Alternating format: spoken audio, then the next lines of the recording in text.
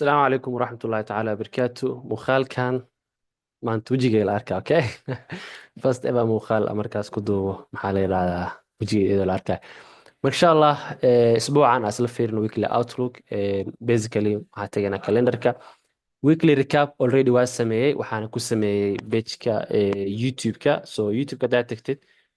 maxaa la yidhahdaa waa soo helaysaa weekly recap oo waa kaas muuqaalkaas waa marka insha allah isbuucan waxaa teganaa calendarka tagno waxaan leeyahay this week asla fiirino waa very simple week oo waxyaabo badan markaas ay jiraan so maanta oo isniin ahayd waxaa jira JPY Bank Holiday waxaa jira CHF oo markaas negative aan in badan weynin ku imaada sidoo kale waxaa jira ISM services oo ku imaada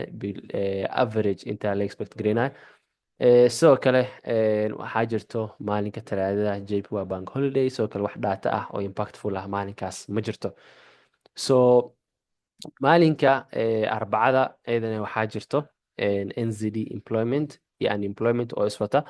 so maalinka maxaa la yidhaahdaa isla maalinkaas oo arbacada iyadana waxaa jira Federal Reserveska oo kasoo bixdo news oo iyadana which is very important so basically I think in still interest rate la horgorin doono which Trump uu diidan yahay uu leeyahay aniga wax ku sheega iga jar interest rate-kan oo holdigan aad ku haysid Georgie Powell oo ku leeyahay inkastoo xalay oo dhahay aniga Powell wax dhib ah kuma qabo waxaana sugaya inuu timekiisa dhammaysto ilaa 2026 so haddii markaas uu soo laabanayo waa kaas haddii kalena Trump which ma rabo Powell because of waxay isku haystaan waxay tahay interestka jar iyo ma jaraay intaa markaa kasoo tago sidoo kale maalinka isniinta waxaa soo bixi doono GBP monetary policy iyo sidoo kale maalinka maxaa la yiraahdaa jimcada waxaa soo bixi doono unemployment claimska so basically dhalinyarada way qaylinayaan way faraxsan yihiin because of trade-kan ayay ku jiraan marka buuqa arkaysiin waa halkaas oo ka imaanaya man rabo inaa aamusiya iska qayliyaan idinka maalintiina qayladu imaan doontaa haddii maanta uu soo laabto marka maalmaha horta tradable opportunity-ga waa maalinka oo maanta ahayd oo ISM service-kan soo baxaya ilaa iyo beri haddii markaas pusher laga helo USD sidoo kale intaas marka laga dhammaado waxaa sugaysaa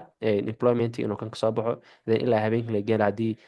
NZD maadaama 7 saac ilmay soo bixi doonto haddii entry la heli karo waa kaas haddii la heli karina no problem waxaa sugaynaa Federal Reserve-ka so Federal Reserve-ka haddii ay dhamaadaan markaas ilaa iyo habeenkaas marka wax walba dhaco move-ka la soo gareysay ee shan session constellation lagan then subaxdii London session haddii trade markaas aa helno waa kaas sidoo kale maalinka jimcada eedana u maleemayo in trade la heli doono laakiin eedana isha ayaa ku hayn doonaa marka basically trade-kan haddaa ku laabta ISM serviceska waxaa waaye trade-kan oo kanalkan oo isha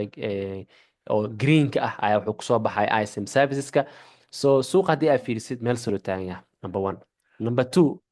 US dollarka already wax walba dhaato walba oo negative ah suuqa waa lagu pricing gareey oo suuqa haddii aad fiirisid AUD USD clear ayaa waxay soo socotaa how many pips fiir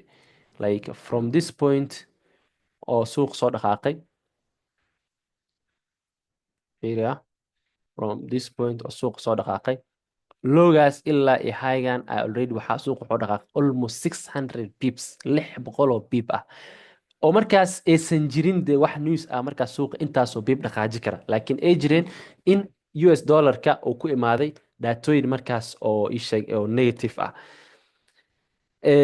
I mean la filaa dhaatooyin negative ah in uu suuq markaas kusoo baxo taasaa marka waxay keenaysay in US dollarka uu daciifo then lacagaan kole aada marka tan maxay keenaysaa because priceka meel sare uu taagan yahay haddii dhaato walba ay imaado oo markaas positive dollar ah suuq uu ku react gareynaa compared to data negative ah so reaction kan in between reactions ka dhacaya waa inaa markaas fahmi kartaa oo suuqa aad ka shaqaysiin kartaa so maxaa dhaca marka kanalkan ayaa imaaday kanalkan markuu imaaday retest meeshaas waxaan ka helnay 15 minute time frame ka ah kadib waxaa helay confirmation kale oo aad u jeclaa oo ah haddii suuqa buy or sell out for example then aa arka meel buyerska suuqa ay kasoo gali karaan oo buy suuqa ay kasoo dhigi karaan trade-kaas oo kale waa ku tashtaa waxaan dhahaa buyerska ayaa la trap garaynaya waana qodobada aad ugu muhiimsan istaraatiijiyadeeda ay ku xil dheertaa in sellerska iyo buyerska markaas isku trap gareeya so sidaa ka arki kartiin trade-kan si hoose ayuu markaas u socdaa oo qurux badan trade-kan basically waxaan kusoo sheegay page-kayga oo markaas aan dhahay looking shots on EU shots on EU ayaa gali doonaa retestingna waa kaas trade-ka sida taas ayaa markaas aan u filaya then maxaa dhacay suuqa already automatically drop ayuu sameeyay haddii aad mar walba ku wareersan tahay why maxamed markaas suuqa galo oo sell u aada ama buy u aada basically sirahayga ama waxaa la weapons ka isticmaalo waxaa kamid ah fundamentalka inaa fahantid daatada xogtay xambaarsan tahay kadib aa fahantid in daatada tradable ay tahay lagu trade gareyn karo kadibna aa fahantid suuqa daatada already lagu pricing gareeyay ama weli lama gelinin kadib haddii weli la gelin kadib aa raadisay technical confirmation oo suuqa reversalkaa siin karo so basically daatooyinka markaa ku trade gareynaan mostly meelaha reversalka ayaa markaas ka trade gareya so tradekan sida u socdana waa kaas so basically haddii ay weydiisid tradable opportunity kale ma soo bixi karaan yes of course soo bixi karaan NZD employment claimskan haddii nambaradan ay noqon tradable opportunity numbers oo markaas waa ka trade gareyn karaan waana service cusub markaas aa kusoo siyaadinina qolkeena mushroom tradingka oo ah in aa